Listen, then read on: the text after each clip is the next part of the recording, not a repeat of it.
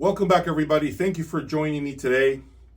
I want to talk about my time over at Boulder, Colorado, or Louisville, as Jeff Nelson would say. What are my takeaways from this factory tour?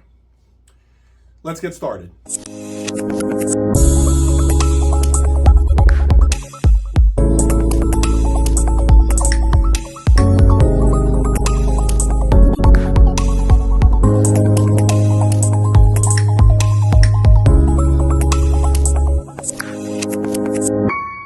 You know the deal. Please subscribe, hit that like button, continue to support me. If you want to see more factory tours from other great brands around the globe, just support me. Just hit that like button. That's the best way to pay me back for all that work. Okay, there are many things behind the scenes that you never get to see. Okay, such as, the early wake-up calls, issues with cameras not working, batteries not working, making sure we get the right angles, make sure the microphone is not broken or is not clipping, coordinating with the manufacturers to make sure it works as well for them. Because remember, it's a whole entire production. Their schedule needs to align with mine. And a lot of these brands have to close doors for the day, okay, just to host me, just to allow me to go around and see what they have going on. So it is very important. I can't ask this enough. It is very important that you hit the like button and subscribe to show me that love, okay? That you want me to continue to do this. Let's face it, nobody else is really doing these factory tours in the fashion that I approach him, with the production value that I'm putting together now. I just finished this room. You saw the images of this room. I just bought a next level DAC, a next level amplifier that you haven't seen. You'll get to see that soon. So I'm spending the money, I'm putting the time and effort, and all I ask is that support. Nothing else. I'll take it from here. Anyway, so going to the Boulder factory, Boulder Amplifiers, was one of the most amazing and jaw-dropping experiences for me in my short time with this industry. I got to see how they build a 2160. I got to see 3060s, 3050s, monos on engine stands, and all the work that is involved behind the scenes. Okay, I got to see the 3D design of how they put this together. A job that I must say I wish I could do. Just having that creativity, the ability to come up with a concept, with something that I can say I built. It's my design. Yeah, of course, I know Boulder said it's a team effort at Boulder. I get that. But just knowing that I put together something and it came to fruition, that I can see it in someone's home, to me has to be the most rewarding feeling ever. To be quite honest, I have thought about perhaps partnering up with someone and come up with my own amplifier that I can voice. I'm not an amplifier designer, I must say, okay? So no, I'm not an engineer, but perhaps having some sort of input in the design of a power amplifier would be great. The problem is that if you know anything about me, I love big components. You're seeing them here all the time. So more than likely, if I ever was involved in the creation of a power amplifier, it probably would be a big amplifier. But anyhow, being at Boulder was, for me, a real special experience. Jeff Nelson was great. You have hardly seen this man, in front of a camera. He is somewhat camera shy. It took a lot of convincing. It took a lot of conversations with different people at Boulder to make this a reality. I got to know the importance of building a quality product. There's always this narrative about, wow, why are these amplifiers, in this case of the 2160 here, why is it $70,000? And I want to use this opportunity to tell everyone out there, let me explain to you why that is. Because it's not just the metal, the aluminum in this case, that is expensive. It's not just the internals. It's not just the men hours, but it's everything from marketing to the overhead costs to The fact that labor here in the United States, in case you do not know, is very expensive. If you are not living in the United States, I mean, the minimum wage here is around $15 per hour. Okay, so when you think about that, in the case of Boulder, I believe they have, I can't remember if it was 30 or 60 employees. They have to pay salaries, they have to, they have benefits, they have all this, they have health insurance. It's a real company. Somebody has to pay for that. So they're not pricing products just based on what it costs in raw materials and somebody turning some wrenches and assembling the product. There's more that happens behind the scenes that you all don't get to see. So it is important that you factor in everything. Same thing with Wilson Audio and these $350,000 speakers. It's not just the cost to manufacture the speaker. They need to make money. These guys are in business to make a profit. I wouldn't be building something and giving it to you for what I pay for. I mean, why would I build something and charge you a tiny amount of money on top of my cost and barely break even? Where's the business for me when it comes to that? I wouldn't do it. But as I get deeper in the industry, as I get to see more and more of the moving pieces, I'm having a whole new level of understanding that I never quite grasped when I was on the other side of the fence, when I was where you all are right now, sitting there just watching videos, okay? I get to see what really happens. And it is very expensive here in the US to build product. Some of you who are overseas, who love American products, I know are paying more money for maybe Wilson Audio, Boulder, Griffin, Mark Levinson, you name it, Lampensator, Kronos. You're paying more money than we are paying here in the States because obviously there is an importer that needs to make money, and I understand that. I get that.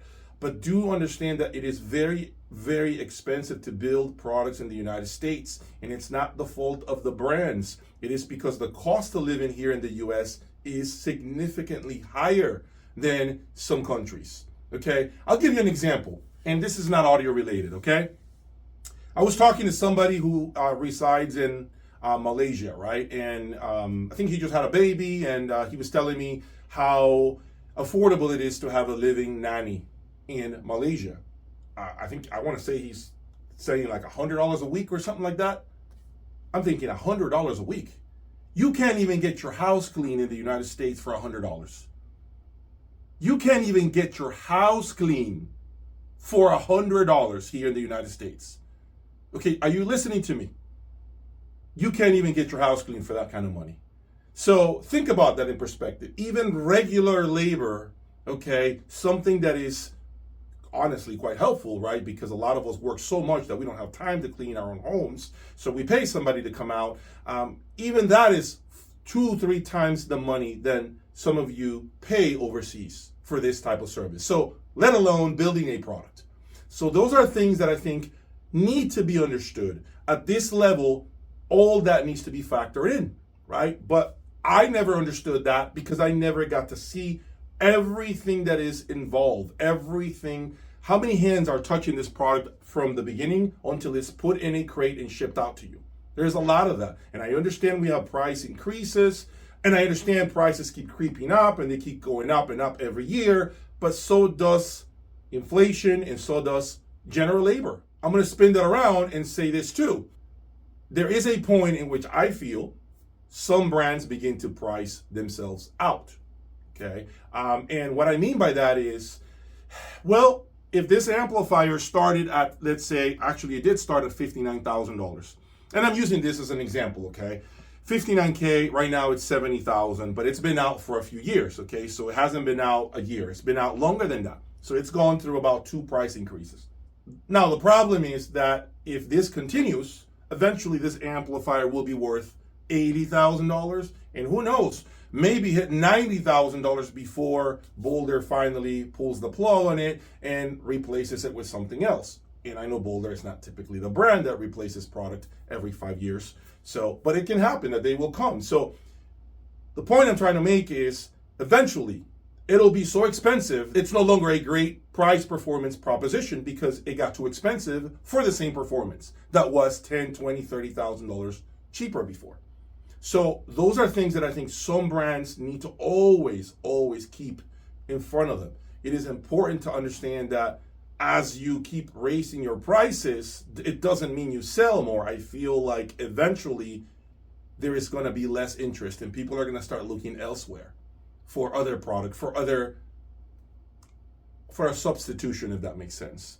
So it may not necessarily be identical, but it might be something that they can live with and it's within their budget. So it's a catch-22. It's a very difficult conversation. And I think this may be a great video for the future, that we can talk about prices. We can talk about how much it really costs to manufacture some of this. Why are they so expensive? I've already given you a brief explanation as to why that is, but maybe I bring industry experts that can give us deeper understanding as to why things continue to creep up in price, and not just with the ultra high end, but throughout the mid-fi, low-fi, in every single category, audio category you can think of. It is super important, I think, for the general public to understand why these things keep going up in price.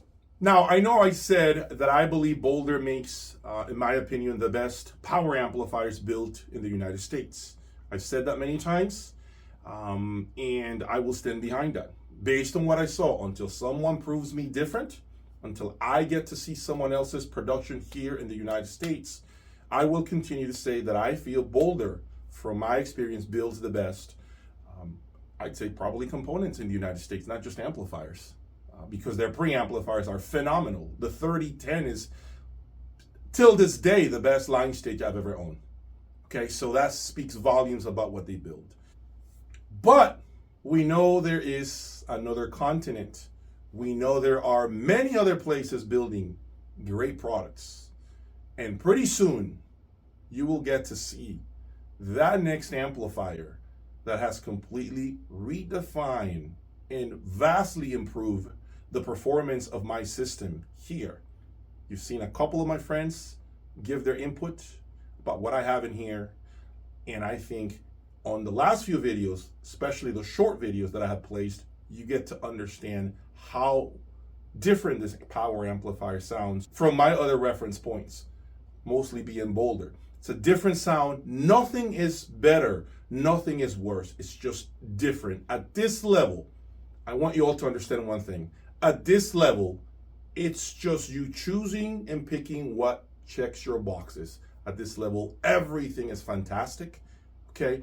But now it's a personal preference now. It's about what really makes you sit down longer and engage with the system and connect with the system.